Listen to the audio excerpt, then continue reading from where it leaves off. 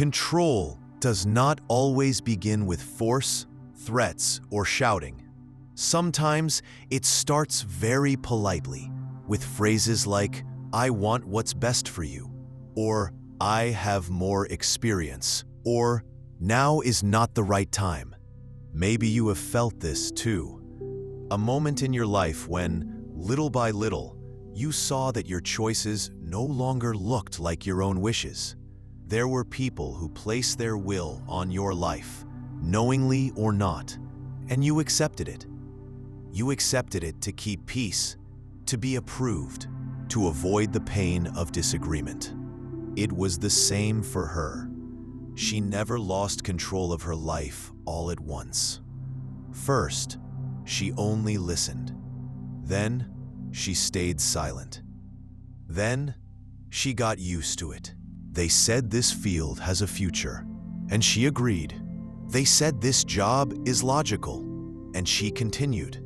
They said this lifestyle is right, and she adapted to it. Not because she wanted it, but because she did not want to be alone, different, or wrong. Slowly, she reached a point where other people made the important decisions in her life, and she only played the role of the person who gives the final approval. Strangely, everything seemed normal. Her life had not fallen apart. It was just no longer hers. And one day, in the middle of a completely ordinary day, she realized she was tired. Not tired of work, not tired of people, tired of continuing a life that she had never chosen. That was when a quiet and cruel truth appeared. If you do not control your life, others will do it for you. Not always because they want to hurt you, but because humans naturally try to shape the world and other people based on their own wishes and interests. From that day on, the world did not change, but she did. She understood that every time she did not say no, it was a yes to someone else's control. Every silence was a signature under someone else's decision, and every time she gave up herself, her life moved forward without her. And maybe this story is your story too. Not because you are weak, but because since childhood, you were taught to obey, not to choose. The first stone hit his shoulder. The second fell near his foot. The third hit his back, and the crowd started laughing.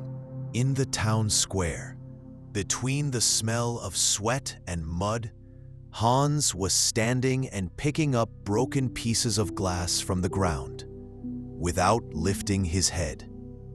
His face was red, not from pain, but from humiliation. Someone threw another stone and shouted, "He's the crazy one again." Another man laughed and said, "He thinks he can become something." Hans said nothing, because if he opened his mouth, he might say the same words that had repeated in his head for years. Hans lived in the Middle Ages, in a town where people followed one unwritten rule: do the same thing everyone before you did. But Hans was not happy to only repeat the past. While everyone used heavy and slow plows pulled by oxen to work the land, he played with gears and metal parts.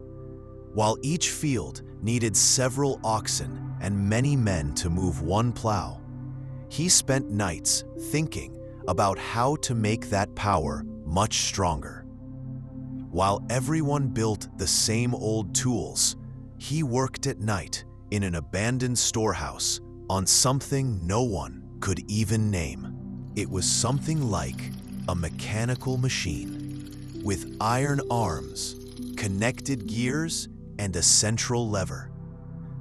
If it worked, it could hold the power of 5 plows in one machine.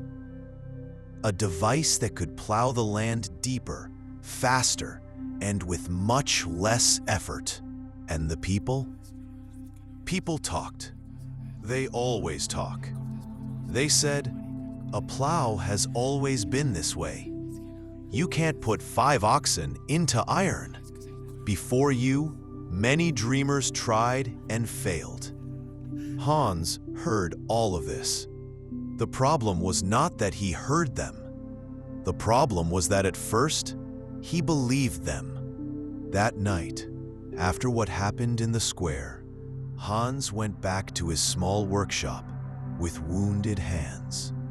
He lit a candle.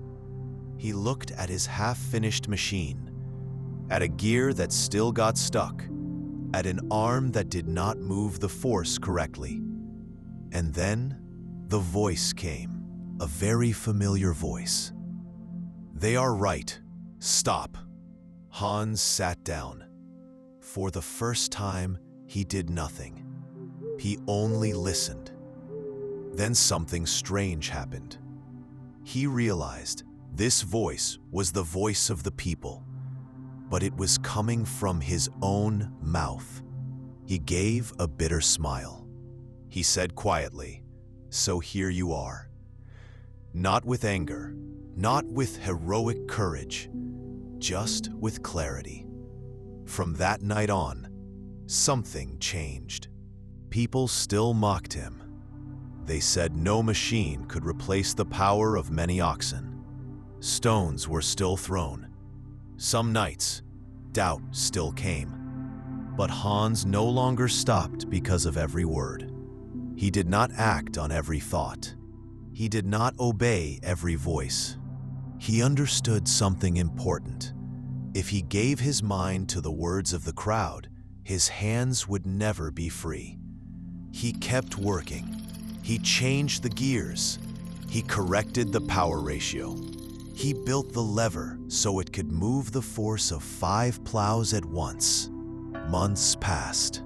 One day, the same people who once laughed stood in line in front of his workshop, not to apologize, but to see a machine that could plow the land faster and deeper with the power of 5 plows. Hans looked at them, not with pride, not with revenge, with the calm of someone who knows. Success began when he took control of his mind back from the crowd. Before we dive into the final story, take a moment to subscribe and support the channel. It helps me bring you even more stories you'll enjoy. Negative thoughts do not usually enter your life with noise or shouting.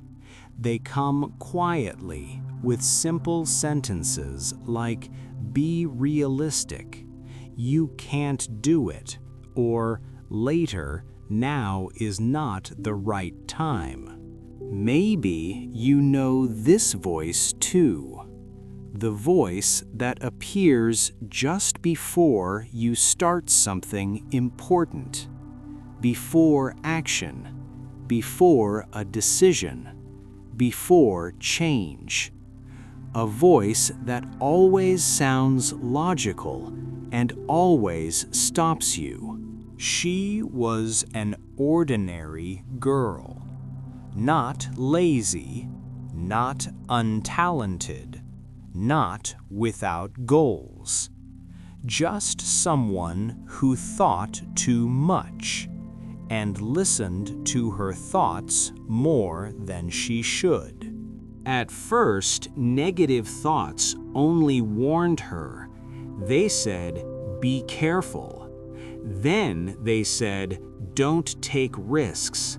And very soon they said, "Don't start at all." She had dreams, but every time she imagined one, her mind showed her a list of failures, judgments, and "what if it doesn't work?" The dreams were still there, but she stopped taking them seriously. Negative thoughts do not always come with emotion. They come with logic, with numbers, comparisons, and stories of other people. That is why they are so hard to fight. She chose the safe path, not because she loved it, but because her thoughts said other paths were dangerous.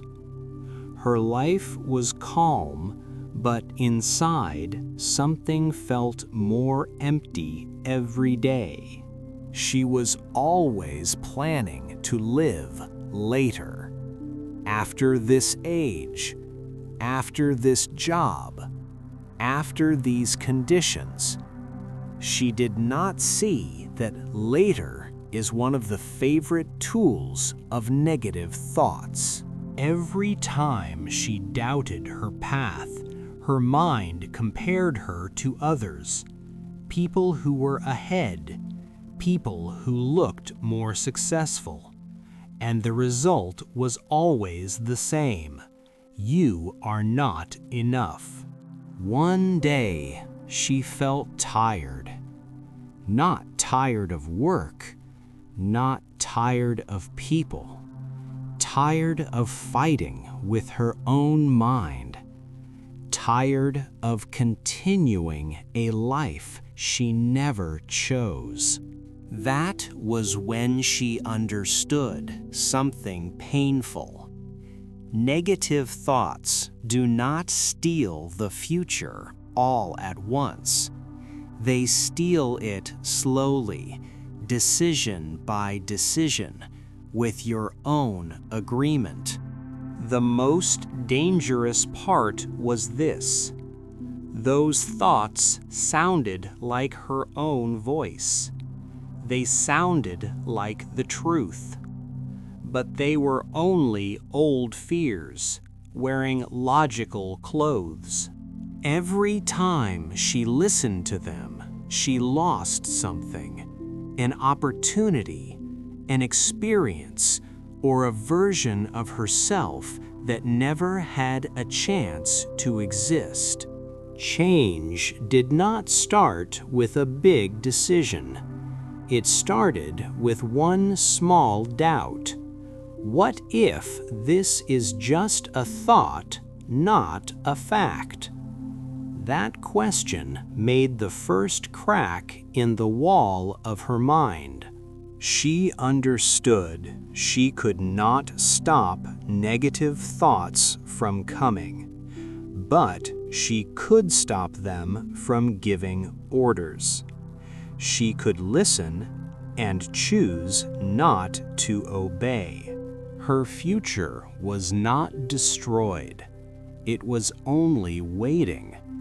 Behind every "you can't," behind every "don't do it," waiting for the moment she chose again. Maybe this is not just the story of one girl.